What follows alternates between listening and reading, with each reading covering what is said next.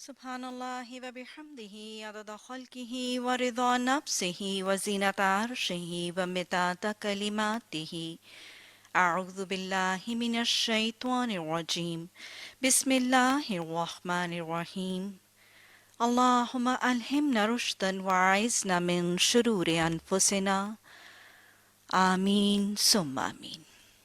السلام علیکم ورحمۃ اللہ وبرکاتہ۔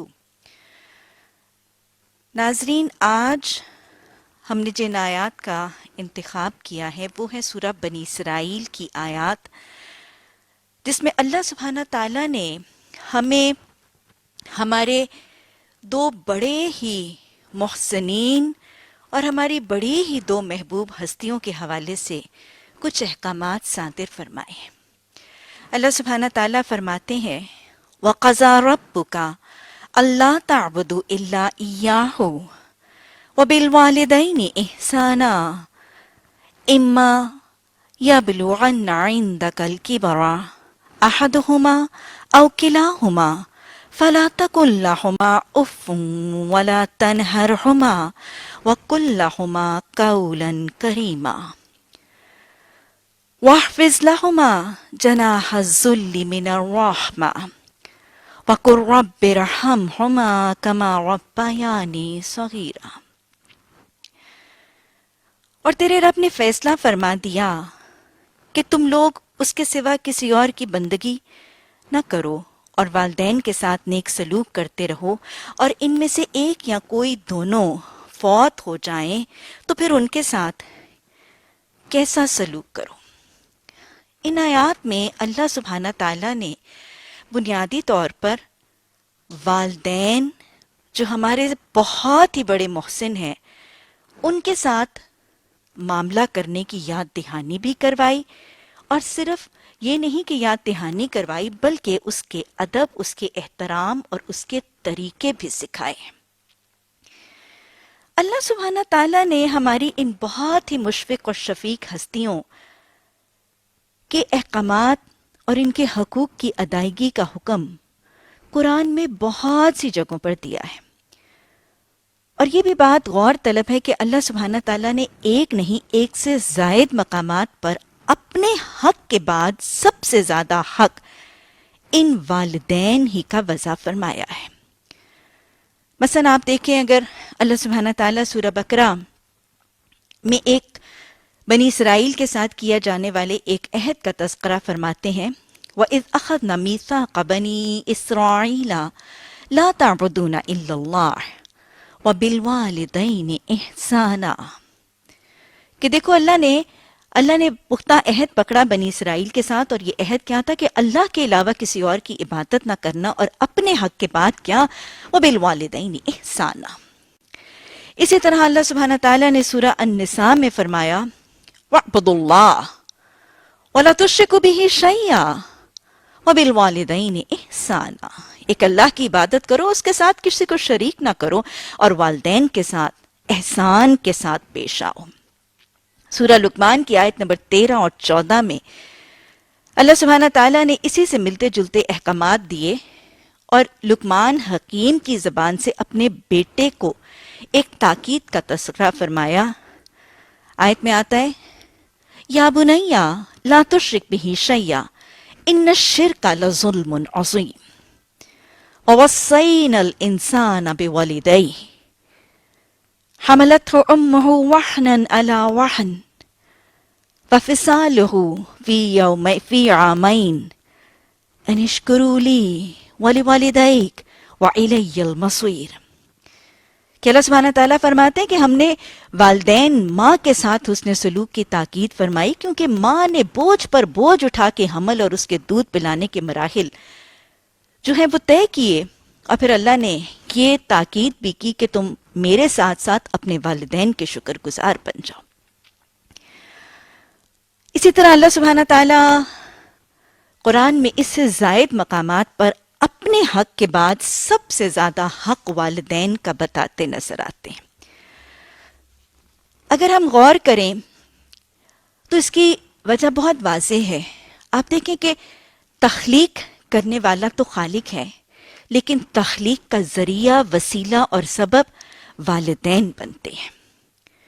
اسی طرح رازق تو رب ہے، لیکن رزق کا ذریعہ، وسیلہ، سبب والدین بنتے ہیں۔ تو لہٰذا خالق نے، رازق نے اپنے حق کے بعد سب سے زیادہ حق والدین کا مقرر فرما دیا۔ اور پھر اگر آپ بارہا ان میں دیکھیں تو اللہ سبحانہ تعالیٰ نے ان تمام ہی آیات اور اس سے ملتی جلتی اور بھی قرآن کی آیات میں والدین کے ساتھ کیسا سلوک؟ احسان کا حکم دیا ہے۔ کیونکہ یاد رکھیے گا، اس روئے زمین پر یہ وہ دو ہستیاں ہیں، یہ وہ دو رشتے ہیں جو ہر حال میں، ہر وقت اپنی ساری اولادوں کے ساتھ، ساری زندگی اولاد کے پیدا ہونے کے بعد لگاتار احسان کرتے نظر آتے ہیں۔ کوئی بڑا خوش قسمت ہوگا کہ اس کے بہن بھائی، اس کے عزیز و اقارب بھی محسن ہوں گے، لیکن یہ وہ دو شفیق ہستیاں ہیں جو بہرکیف ہر ہی جگہ، ہر وقت احسان میں ملوث ہی نظر آتے ہیں۔ اور احسان کیا ہے؟ احسان اس عمل کو کہتے ہیں کہ جو کرنے والا اپنے فرض سے بڑھ کے کرتا ہے۔ اور یہاں دیکھیں، والدین کے حوالے سے آج اپنے بنیادی فرائض ہی ادا نہیں ہو رہے، حالانکہ رب فرض سے بڑھ کے کرنے کا مطالبہ فرما رہا ہے۔ احسان وہ عمل ہے جس میں کرنے والا دینے والے کے حق سے بڑھ کر دیتا ہے، حالانکہ یہاں والدین کے ابھی بنیادی حقوق ہی پورے نہیں کیے جا رہے۔ احسان وہ عمل ہے کہ کرنے والا اس شخص کو محض اس کو سکون اور راحت دینے کے لیے کرتا ہے، اور آج والدین کے سکون، آرام اور خوشی سے اکثر اولاد بے خبر نظر آتی ہے۔ احسان وہ عمل ہے جس میں کرنے والا کسی دنیاوی غرض، مقصد، نیت، ارادے کی نیت سے نہیں، محض رب کی رضا کے لیے کرتا ہے، حالانکہ اکثریت آج اپنے والدین کے ساتھ یہ معاملہ ان کے مال، ان کی جائیداد یا اپنی ناموری کی شہرت میں کرتی نظر آتی ہے۔ والدین کے حقوق اس قدر کہ اس خالق کے حقوق کے بعد سب سے زیادہ حقوق ان مشفق شفیق ہستیوں کے، اور ان کے ساتھ احسان کا رویہ۔ وہ بہت ہی پیاری حدیث حضرت ابو ہریرہ رضی اللہ تعالیٰ عنہ کی روایت سے بخاری اور مسلم شریف کی حدیث آتی ہے کہ ایک شخص نے نبی صلی اللہ علیہ وسلم سے سوال کیا، من احق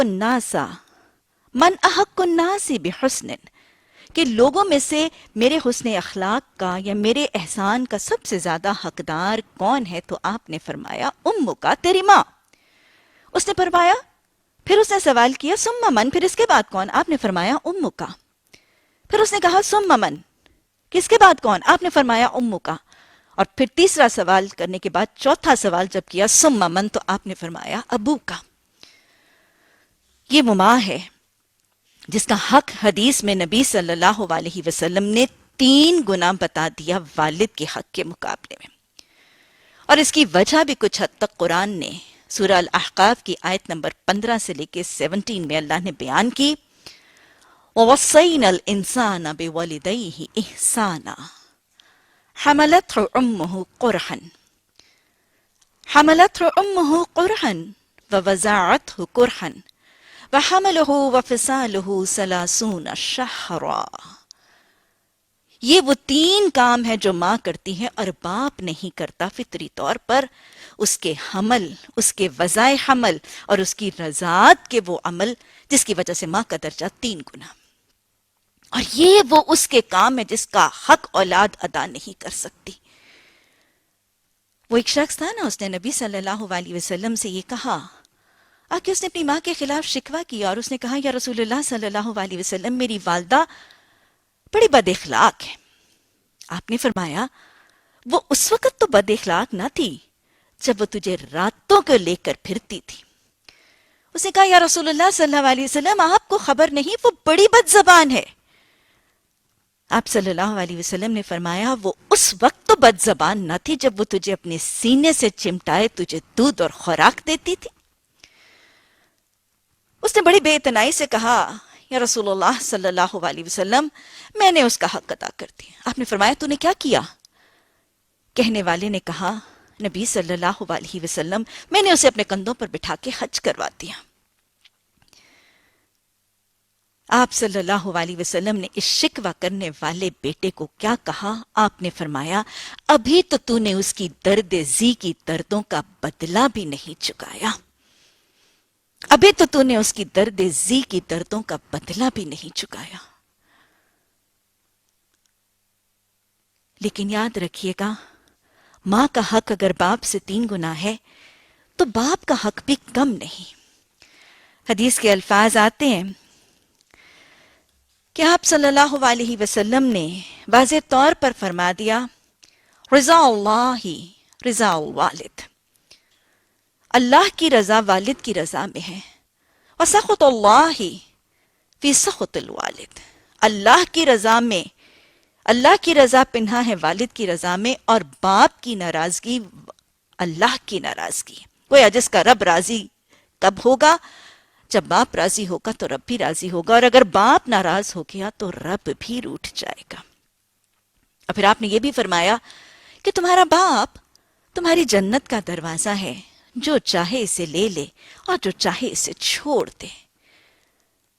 گویا یہ باپ رب کو راضی کرنے کا طریقہ ہے، جنت کا دروازہ پانے کا وسیلہ ہے۔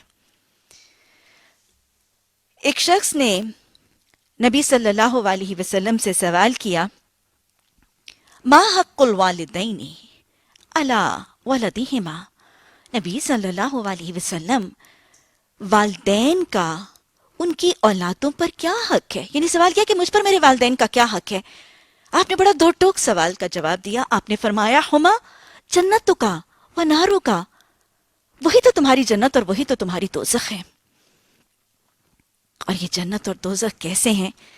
بڑا خوبصورت سا واقعہ آتا ہے حضرت جاہمہ کا، ابن ماجہ اور نسائی میں یہ قصہ مذکور ہے کہ حضرت جاہمہ رضی اللہ تعالی عنہ نبی صلی اللہ علیہ وسلم کی خدمت میں حاضر ہوئے اور یہ فرمایا کہ یا رسول اللہ صلی اللہ علیہ وسلم، میں جہاد میں جانے کا خواہش مند ہوں اور آپ سے مشاورت کرنے آیا ہوں۔ آپ نے فرمایا یہ مجاہد جو جہاد میں جانے کے طلبگار ہیں اور آپ سے مشاورت کرنے آئے ہیں، آپ نے فرمایا کیا تمہارے والدین حیات ہیں؟ کیا تمہارے والدین حیات ہیں؟ حضرت جاہمہ نے فرمایا یا رسول اللہ صلی اللہ علیہ وسلم، میری والدہ حیات ہے، میری والدہ حیات ہے۔ آپ صلی اللہ علیہ وسلم نے فرمایا فَإِنَّ الْجَنَّةَ عِنْدَ رِجْلِهِ، کہ دیکھو یاد رکھو اس ہی کے قدموں تلے تمہاری جنت ہے۔ اور یہ ایک موقع پر نہیں، اس کے علاوہ بھی حضرت عمر ابن العاص کا واقعہ آتا ہے کہ وہ نبی صلی اللہ علیہ وسلم کی خدمت میں حاضر ہوئے اور انہوں نے تذکرہ کیا کہ یا نبی صلی اللہ علیہ وسلم، میں آپ کے دست مبارک پر جہاد اور ہجرت کی بیعت کرنا چاہتا ہوں۔ آپ نے سوال کیا گویا تم جہاد اور ہجرت کے اجر کے طلبگار ہو، یعنی تم وہ ثواب چاہتے ہو جو تمہیں جہاد اور ہجرت سے ملے گا؟ انہوں نے فرمایا یا رسول اللہ صلی اللہ علیہ وسلم ایسا ہی ہے۔ آپ نے وہی سوال کیا جو آپ نے حضرت جاہمہ سے کیا تھا کہ کیا تمہارے والدین حیات ہیں؟ انہوں نے فرمایا کہ حیات ہیں۔ آپ صلی اللہ علیہ وسلم نے کیا تاکید کی اور کیا مشورہ دیا؟ ارجع الی والدیک، کہ دیکھ تو اپنے والدین کی طرف لوٹ جا، اپنے والدین کی طرف لوٹ جا۔ گویا دیکھ لیجئے والدین کی خدمت کی فضیلت کا حال دیکھ لیجئے کہ والدین کی خدمت اور بوڑھے والدین کو لک آفٹر کرنا اور ان کی دلجوئی کرنا، یہ کتنا بڑا اجر ہے، جہاد اور ہجرت کے برابر اجر اور ثواب دینے والا عمل ہے۔ آپ صلی اللہ علیہ وسلم سے حضرت عبداللہ بن مسعود رضی اللہ تعالی عنہ کی روایت سے بخاری اور مسلم شریف کی حدیث کے الفاظ ہیں کہ آپ سے سوال کیا گیا ای العمل احب الی اللہ، کہ سب سے زیادہ محبوب عمل اللہ سبحانہ تعالیٰ کو کون سا ہے؟ تو آپ صلی اللہ علیہ وسلم نے فرمایا الصلاة علی وقتها، بر الوالدین والجہاد فی سبیل اللہ، نماز وقت پر محبوب عمل اللہ سبحانہ تعالیٰ کے آپ صلی اللہ علیہ وسلم سے پوچھے گئے اور آپ فرما رہے ہیں نماز وقت پر، اور اللہ کے حق کے بعد کیا؟ نماز وقت پر، والدین کی فرما برداری، خدمت گزاری، اور اللہ کی راہ میں جہاد۔ اسی طرح ایک موقع پر آپ صلی اللہ علیہ وسلم نے صحابہ اکرام سے مخاطب ہو کر فرمایا، ایک محفل ہے اور آپ صلی اللہ علیہ وسلم نے صحابہ اکرام سے سوال کیا، کیا میں تمہیں بڑے بڑے گناہوں کی فہرست نہ بتا دوں؟ کیا میں تمہیں بڑے بڑے گناہوں کی فہرست نہ بتا دوں؟ اور اس میں آپ نے کیا فرمایا؟ الاشراک باللہ وعقوق بالوالدین، اللہ کے ساتھ شرک کرنا، والدین کی نافرما برداری کرنا، عقوق الوالدین، قول الزور، شہادت الزور، شہادت الزور، اللہ کے ساتھ شریک کرنا، والدین کی نافرما برداری کرنا، جھوٹی بات کرنا، جھوٹی گواہی دینا، جھوٹی گواہی دینا۔ اسی طرح حدیث کے الفاظ ایک اور جگہ آتا ہے کہ آپ صلی اللہ علیہ وسلم نے فرمایا، حرم اللہ علیکم خمس، اللہ سبحانہ تعالیٰ نے تم پر 5 باتیں حرام کر دی گئیں۔ ایک جگہ کبیرہ گناہ بتائے جا رہے ہیں، ایک جگہ حرام کردہ گناہ دیکھ لیجئے، الاشراک باللہ وعقوق الوالدین، اللہ کے ساتھ شریک کرنا، والدین، اور ایک جگہ آتا ہے ماؤں کو ستانا۔ یہ جو آج بد اخلاقیاں، بد زبانیاں، بدتمیزیاں، فرمائشیں کر کر کے، جھگڑے تکرار کر کے ماؤں کی زندگی دوبھر کر دی جاتی ہے، یہ حرام کردہ 5 اعمال میں سے ایک ہے۔ اللہ کے ساتھ شرک کرنا، ماؤں کو ستانا، بیٹیوں کو زندہ دفن یا زندہ درگور کرنا، ہرس اور بخل کرنا، اور بیکار کی لا یعنی گفتگو میں ملوث رہنا۔ اسی طرح حضرت ابو ہریرہ رضی اللہ تعالیٰ عنہ کی روایت سے مسلم شریف کی حدیث ہے کہ آپ صلی اللہ علیہ وسلم ایک دن صحابہ اکرام اجمعین کی محفل میں تشریف فرما تھے، اور راوی کہتے ہیں کہ آپ صلی اللہ علیہ وسلم نے فرمایا، زاغما زاغما انفحو زاغما انفحو زاغما انفحو زاغما انفحو، خاک آلود ہو اس شخص کی ناک، خاک آلود ہو اس شخص کی ناک، خاک آلود ہو اس شخص کی ناک۔ صحابہ اکرام نے فوراً سوال کیا، من یا رسول اللہ صلی اللہ علیہ وسلم، نبی صلی اللہ علیہ وسلم آپ کس کے بارے میں یہ فرما رہے ہیں؟ تو آپ نے فرمایا، وہ شخص جو اپنے والدین میں سے کسی ایک کو یا دونوں کو بڑھاپے کی حالت میں پاتا ہے، عند الکبر، بڑھاپے کی حالت میں پاتا ہے، وَلَمْ يَدْخُلِ الْجَنَّةَ، اور وہ جنت میں داخل نہیں ہوتا۔ یعنی اس کے پاس وہ ہستی ہے جس کے قدموں تلے اس کی جنت ہے، اس کے پاس وہ ہستی ہے جس کی رضا اس کی رب کی رضا ہے، اس کے پاس وہ ذات، وہ اس کا رشتہ، اس کا والد ہے جو جنت کا دروازہ ہے، اور ان بوڑھوں، ان مجبوروں اور ان ضرورت مندوں کی مدد کر کے اور ان کی خدمت کر کے وہ جنت کا مستحق نہیں بن رہا، خاک آلود ہو شخص کی ناک۔ اور پھر اسی سے ملتا جلتا وہ واقعہ بھی آتا ہے نا کہ مسجد نبوی میں نبی صلی اللہ علیہ وسلم کے حوالے سے وہ واقعہ کہ صحابہ اکرام بھی تشریف فرما تھے اور آپ بھی موجود تھے، اور راوی کہتے ہیں کہ آپ صلی اللہ علیہ وسلم اپنے منبر پر چڑھتے جاتے تھے اور آپ صلی اللہ علیہ وسلم ہر زینے پر فرما رہے تھے، آمین آمین آمین۔ صحابہ اکرام نے سوال کیا کہ نبی صلی اللہ علیہ وسلم، ہم نے تو کسی کو دعا کرتے نہیں دیکھا، تو آپ کس کی دعا پر آمین فرما رہے ہیں؟ آپ صلی اللہ علیہ وسلم نے فرمایا کہ جبریل امین نے 3 لوگوں پر لعنت کی دعا کی ہے، جبریل امین نے 3 لوگوں پر لعنت کی دعا کی ہے، اور میں نے اس دعا پر آمین کہا ہے۔ ذرا سوچ لیجئے، وہ دعا جو جبریل امین کہہ رہے ہیں اور اس پر آمین میرے رسول صلی اللہ علیہ وسلم کر رہے ہیں، کیا وہ دعا قبول ہوگی کہ نہیں ہوگی؟ اور لعنت کا مطلب کیا ہے؟ اللہ کی رحمت سے محروم ہو جانا، اور اللہ کی رحمت جس کے شامل حال نہ ہوگی وہ جنت میں داخل نہیں ہو پائے گا۔ یہ 3 بدبخت کون سے تھے جن کے لیے جبریل امین نے لعنت کی دعا کی اور آپ صلی اللہ علیہ وسلم نے اس پر آمین کہا؟ آپ نے فرمایا، وہ شخص جو رمضان کے مہینے کو پاتا ہے اور اپنے سابقہ گناہ بخشوانے میں کامیاب نہیں ہوتا۔ وہ شخص جس کے سامنے میرا نام لیا جاتا ہے اور وہ مجھ پر درود نہیں بھیجتا، اور وہ شخص جس کے لیے آپ نے خاک آلود کہا تھا، وہ شخص جو اپنے بوڑھے والدین میں سے کسی ایک کو یا دونوں کو پاتا ہے اور جنت میں داخل ہونے کا مستحق نہیں ٹھہرتا۔ اور اسی طرح وہ حدیث بھی دہرا لیجئے کہ آپ نے فرمایا کہ 3 بدبخت ایسے ہیں، ارے بدبخت ہی ہیں، 3 بدبخت ایسے ہیں جن کی دعا لیلۃ القدر والی رات میں بھی قبول نہیں ہوتی۔ کتنی عام دعاؤں کی قبولیت کی رات ہے نا، لیکن 3 بدبخت ایسے ہیں جن کی دعا میں اس رات میں بھی دعا قبول نہیں ہوتی۔ یہ کون سے ہیں؟ شراب کا عادی، سود کھانے والا، اور والدین کا نافرما بردار۔ اسی طرح آپ صلی اللہ علیہ وسلم نے فرمایا 3 لوگ ایسے ہیں کہ وہ جنت کی خوشبو بھی نہیں پائیں گے، حالانکہ جنت کی خوشبو 100 سال کی مسافت سے آ رہی ہوگی، اور اس فہرست میں بھی یہی تینوں موجود ہیں: سود خور، شراب کا عادی، اور والدین کا نافرما بردار۔ اور اس سے زیادہ سخت حدیث کے الفاظ وہ ہیں جہاں آپ فرماتے ہوئے نظر آ رہے ہیں 4 لوگوں کے حوالے سے اللہ نے اپنے ذمے لے لیا ہے کہ ان کو وہ جنت میں داخل نہیں ہونے دے گا۔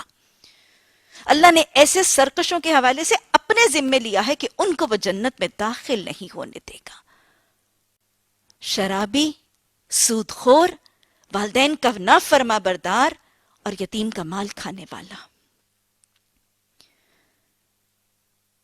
حدیث ہمیں وارن کرتی ہے۔ آپ صلی اللہ علیہ وسلم نے متنبہ کیا ہے امت کو اور فرما دیا ہے کہ 3 عمل ایسے ہیں کہ جن کے ساتھ کوئی نیکی کام نہیں آتی۔ یہ 3 کیے ہوں گے، بڑی سے بڑی نیکیاں کی ہوں گی، وہ قبول نہیں ہوگی، وہ کام ہی نہیں آئیں گی۔ یہ 3 عمل کون سے ہیں؟ ان کو جاننا، ان کو یاد رکھنا اور ان سے اجتناب کرنا انتہائی اہم ہے۔ الاشراق باللہ وعقوق الوالدین، اللہ کے ساتھ شریک کرنا، والدین کی نافرمانی کرنا، والدین کو ستانا اور میدان جنگ سے پیٹ پھیرنا۔ تو گویا والدین کی نافرما برداری اور والدین کے آگے سرکشی اور ان کے اوپر زیادتی اور ان کے حقوق کی ادائیگی میں کمی، یہ وہ عمل ہے جس کے ساتھ کوئی نیکی کام نہیں آتی۔ اور واقعتاً آپ کو ایک میں واقعہ سنا دوں، واقعتاً نیکی کام نہیں آتی۔ آپ صلی اللہ علیہ وسلم کے ایک صحابی حضرت علقمہ رضی اللہ تعالی عنہ، کچھ روایات میں یہاں تک پتہ چلتا ہے کہ یہ بدری صحابی ہیں۔ یہ بدری صحابی ہیں، موت کا وقت ہے، نزا میں مبتلا ہیں، گھر والے ارد گرد بیٹھے ہیں، کلمہ پڑھانے کی کوشش کی جا رہی ہے، زبان پر کلمہ جاری نہیں ہو رہا۔ زوجہ نبی صلی اللہ علیہ وسلم کے پاس تشریف لاتی ہیں، پوری حالت زار بیان کرتی ہیں کہ ہم علقمہ کا کیا کریں، ان کی زبان پر کلمہ جاری نہیں ہو رہا۔ ذرا غور سے سنیے گا، آپ نے کیا سوال کیا؟ آپ نے پوچھا کیا کوئی ناراض تو نہیں ہے؟ یاد رکھیے گا، کسی کے روٹے ہونے سے بھی یہ امکان موجود ہے۔ آپ نے فرمایا کیا کوئی ناراض تو نہیں ہے؟ حضرت علقمہ رضی اللہ تعالی عنہ کی بیوی نے جواب دیا، ام علقمہ ناراض ہیں۔ کون ہے یہ؟ حضرت علقمہ رضی اللہ تعالی عنہ کی وہ ماں جن کے قدموں میں ان کی جنت ہے، بتایا گیا کہ وہ ناراض ہے۔ اور حال یہ ہے کہ ماں شہر کے ایک کونے میں، بیٹا شہر کے دوسرے کونے میں۔ آپ صلی اللہ علیہ وسلم نے حضرت ام علقمہ کو بلایا اور پوچھا کہ ام علقمہ، تیرا اور علقمہ کا کیا معاملہ ہے؟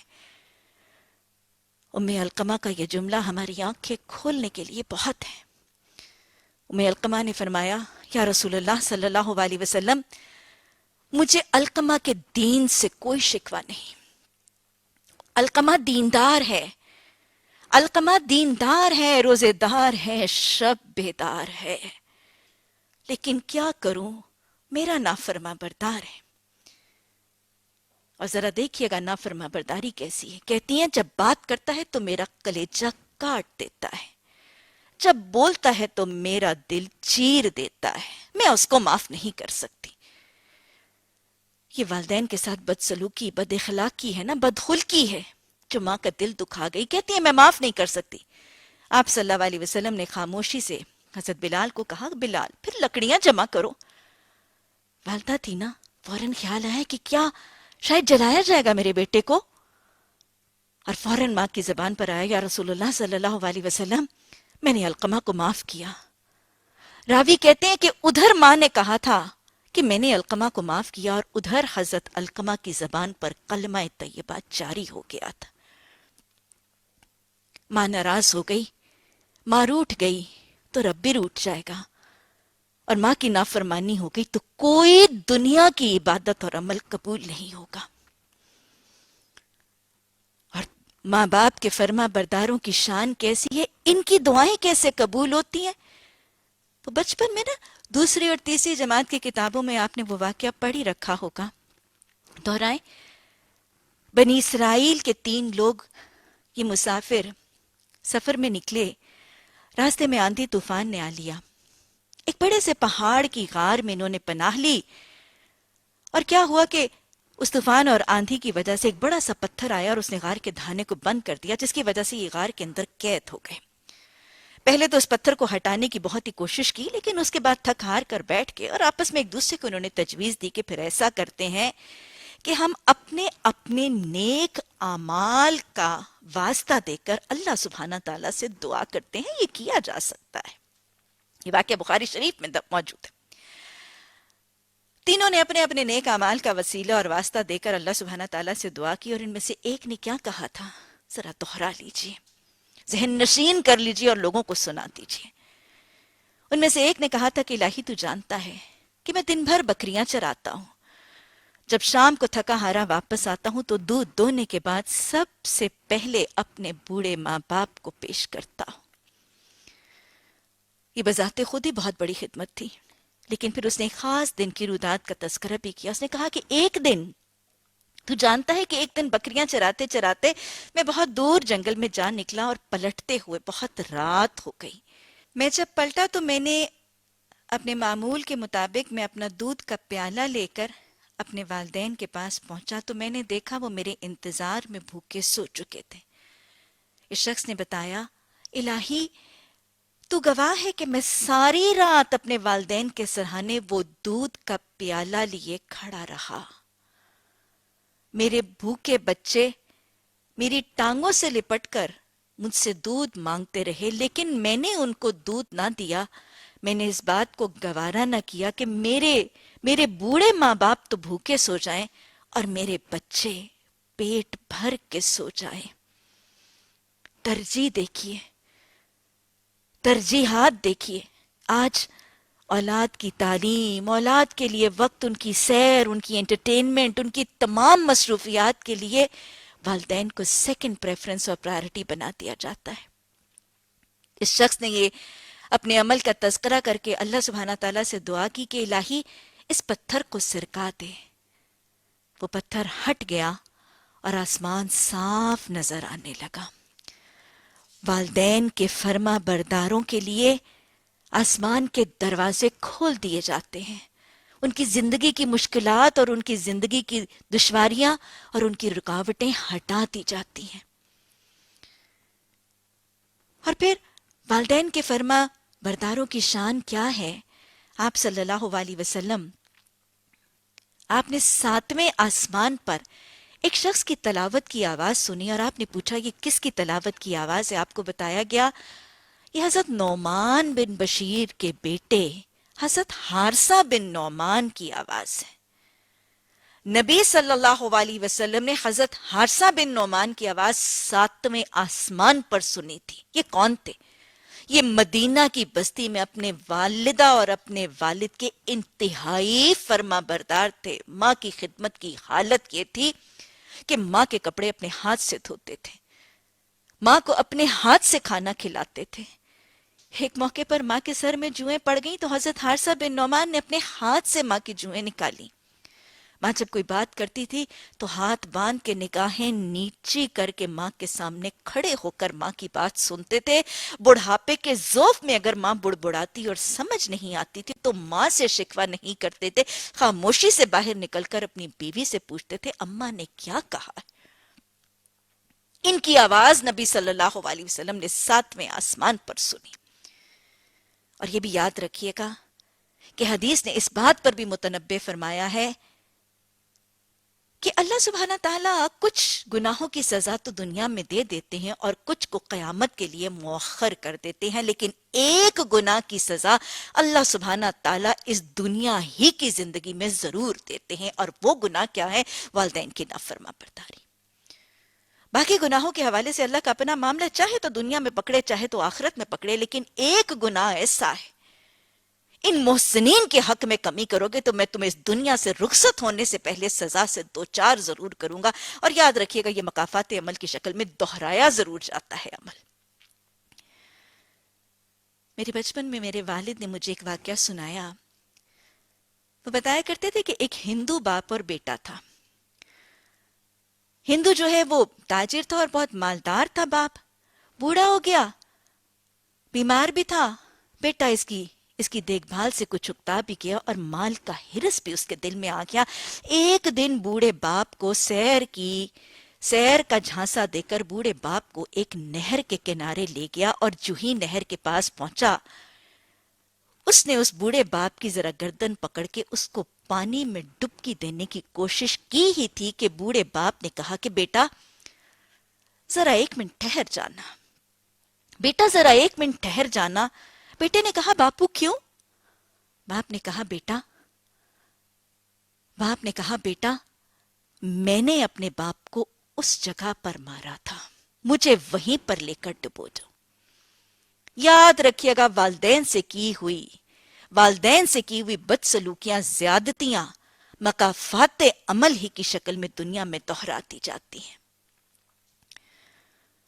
اور پھر وہ اولادیں جو والدین کی فرما بردار ہوں، والدین کی خدمت گزار ہوں، اور پھر اس خدمت کے عوض ان ماؤں کی دلوں اور ان کی زبانوں سے جو دعائیں نکلتی ہیں وہ اولاد کی شان کو بدل دیا کرتی ہیں۔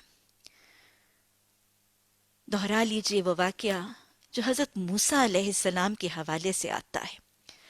حضرت موسیٰ علیہ السلام نے اللہ سبحانہ تعالیٰ سے پوچھا تھا کہ الہی جنت میں میرا ہمسایہ کون ہوگا؟ حضرت موسیٰ کون ہے؟ کلیم اللہ نے اللہ سبحانہ تعالیٰ سے سوال کیا کہ کلیم اللہ کا ہمسایہ جنت میں کون ہوگا؟ اللہ سبحانہ تعالیٰ نے ایک قصائی کا تذکرہ کیا۔ حضرت موسیٰ اس قصائی کی دکان تلاش کر کے وہاں پہنچے، اس کے معمولات زندگی کو دیکھنا چاہتے تھے۔ دیکھا اس نے کچھ گوشت کا معاملہ جاری تھا، گوشت بیچا۔ آخر کار شام کو جب وہ فارغ ہوا اس نے اپنی دکان بند کی، تھوڑا سا گوشت ساتھ لیا اور اپنے گھر کی طرف چلا۔ حضرت موسیٰ اس کے پیچھے پیچھے روانہ ہو گئے۔ وہ شخص جب گھر پہنچا تو اس نے جلدی آتے سار ہی ایک بڑھیا خاتون تھی، اس کے سر پر بوسہ دیا، اس کو سلام کیا اور گوشت کو جلدی سے پکنے کے لیے ہنڈیا میں چڑھایا، اور پھر بیٹھ کر اس بڑھیا کے ساتھ کچھ باتیں کرنے لگا۔ کھانا تیار ہوا تو بڑی ہی نرمی سے اس نے اس بڑھیا کو اٹھا کے اپنے کندھے کی ٹیک دے کر نرمی سے لقمے اس کے منہ میں ڈالنے شروع کیے۔ حضرت موسیٰ سمجھ گئے کہ میں معاملے کی تہہ تک پہنچ گیا۔ حضرت موسیٰ کی ہمسائیگی کا شرف اس شخص کو اس لیے مل رہا ہے کہ اس بڑھیا ماں کی خدمت گزاری کی جا رہی ہے۔ یہ بیٹا جب اپنی ماں کو کھلا پلا کر فارغ ہو کر حضرت موسیٰ علیہ السلام کی طرف متوجہ ہوا تو آپ نے پوچھا کہ یہ کون ہے؟ مزید تصدیق ہو گئی، اس نے کہا یہ میری والدہ ہے۔ لیکن حضرت موسیٰ علیہ السلام ابھی معاملے کی تہہ تک نہیں پہنچے تھے۔ حضرت موسیٰ علیہ السلام نے اس فرما بردار بیٹے سے پھر ایک مزید سوال کیا کہ میرے بھائی، میں نے دیکھا کہ جب تو اسے کھلا رہا تھا پلا رہا تھا تو یہ کچھ بڑبڑا رہی تھی، یہ تیری ماں کیا کہہ رہی تھی؟ وہ بیٹا ذرا کچھ تھوڑا سا ریلیکٹنٹ ہوا اور اس نے کہا میری والدہ ہمیشہ ایسے ہی کہتی ہیں۔ حضرت موسیٰ علیہ السلام نے پھر دریافت کرنے کی کوشش کی کہ وہ کیا کہہ رہی تھی تیری ماں؟ وہ پھر بضد رہا اور وہ بتانا نہیں چاہ رہا تھا۔ حضرت موسیٰ علیہ السلام نے جب تیسری دفعہ پوچھا تو ذرا سا جھینپ کے اس بیٹے نے حضرت موسیٰ علیہ السلام کو اصل حقیقت سمجھا دی۔ بیٹے نے کہا کہ بات ایسی ہے کہ جب بھی میں اپنی ماں کی کوئی بھی خدمت کا کام کرتا ہوں تو میری ماں مجھے ہمیشہ یہی دعا دیتی ہے کہ بیٹا جا، اللہ تیرا مقام اور تیرا ساتھ حضرت موسیٰ علیہ السلام کے ساتھ کر دے۔ اللہ سبحانہ تعالیٰ جن کے پاس جنت کے یہ خزانے ہیں، اللہ ان کو ان کی قدر کرنے کی توفیق عطا فرما دے۔ اور الہی جن کے والدین رخصت ہو چکے ہیں، اللہ ان کو ان کے لیے کثرت کی بخشش کی دعائیں کرنے والی اولاد بنا دے۔